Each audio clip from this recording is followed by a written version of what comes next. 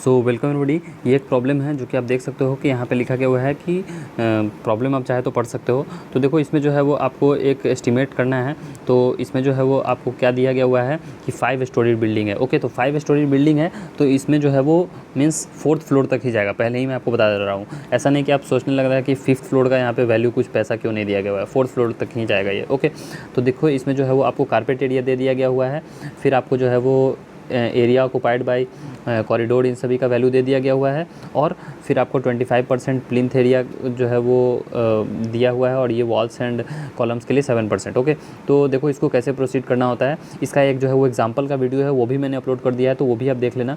तो देखो इसका जो है वो जो प्राइम बेसिक फार्मूला होता है वो होता है कि प्लिंथ एरिया और built up area is equals to carpet area plus circulation area plus area occupied by the walls. Okay, तो प्लिंथ एरिया एक्स एज्यूम कर लिया, कारपेट एरिया दिया गया हुआ है 500, और ये एरिया ऑक्युपाइड 2.25% ऑफ एक्स, ये 7% ऑफ एक्स। तो इक्वेशन में आप पुट करो, एक्स का वैल्यू आपको आ गया 735.3 मीटर स्क्वायर। ओके, उसके बाद जो है वो आपका ये हो गया टोटल प्लिंथ एरिया।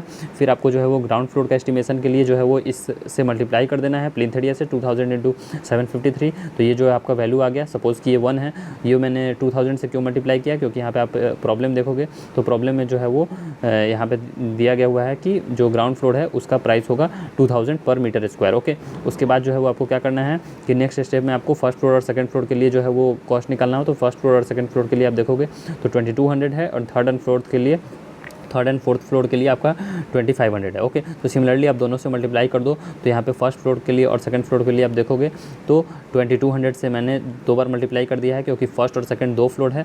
उसके बाद सिमिलरली मैंने थर्ड फोर्थ फ्लोर से मल्टीप्लाई कर लिए, जो थर्ड और फोर्थ फ्लोर का निकालना है, तो इसके लिए मैंने जो है वो 2 इंटू 735.3 और इंटू 2500 किया हुआ है। तो फिर जो है वो आपका 1, 2 और 3 को आप जोड़ दोगे तो आपका जो है वो 4 स्टोरी बिल्डिंग का आ जाएगा। ओके, तो ये जो है वो टोटल कॉस्ट आ गया आपका जो है वो सुपर स्ट्रक्चरल पार्ट का। ओके, ये जो कॉस्ट आया है वो टोटल सुपर स्ट्रक्चरल कॉस्ट आया है।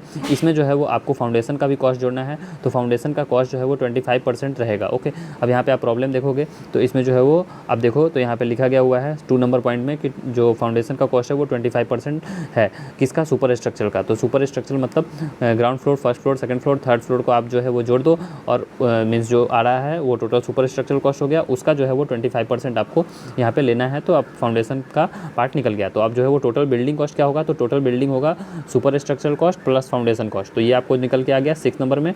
ओके, फिर जो है वो आप देखो कि आपको जो है वो कुछ चीज़ें यहाँ पे नहीं दी गई हुई हैं प्रॉब्लम में, जैसे कि आर्किटेक्चरल कॉस्ट आपको नहीं दिया गया हुआ है, वाटर सप्लाई नहीं दिया गया हुआ है, इलेक्ट्रिसिटी नहीं दिया गया हुआ है। तो ये सब चाहे तो आप जो है वो एग्जाम में एज्यूम कर सकते हो, या फिर आप चाहे तो इसे स्किप भी कर सकते हो, लेकिन बेटर होगा अगर आप जो है वो इसे ले लो, तो ये जो है वो एक पॉजिटिव इंपैक्ट डालेगा कि आप जो है वो एस्टिमेट अच्छा करते हो। ओके, तो इसमें जैसे 0.5% मैंने ले लिया बिल्डिंग कॉस्ट, वाटर सप्लाई ले लिया मैंने 2%, इलेक्ट्रिसिटी इंस्टॉलेशन मैंने ले लिया है 2%, तो सब कुछ देखोगे तो ये 4.5% हो रहा है किसका? बिल्डिंग कॉस्ट का। तो बिल्डिंग कॉस्ट मैंने निकाला हुआ है यहाँ पे 6 यहाँ पे जो मैंने लिखा हुआ है उसका, तो उसको जो है वो आप निकालोगे 4.5% 6 का, तो यहाँ पे आपको वैल्यू मिल जाएगी। ओवरऑल कॉस्ट आप देखोगे तो ओवरऑल कॉस्ट क्या होता है? बिल्डिंग कॉस्ट प्लस यहाँ पे जो आपको ये कुछ एक्स्ट्रा एक्सपेंसेस आपको निकल के आ रही है वो, तो इन दोनों को आप जोड़ दोगे तो फिर जो है वो आपको ओवरऑल कॉस्ट निकल के आ जाएगी। ओके, फिर उसके बाद नेक्स्ट पार्ट पे मूव करते हैं। तो देखो यहाँ पे जो है वो आपको प्रॉब्लम में दिया गया रहेगा कि यहाँ पे जो है वो कंटिजेंसी आपको कितना लेना है। तो कंटिजेंसी आप देखोगे तो 4% ऑफ द ओवरऑल कॉस्ट आपको लेना है।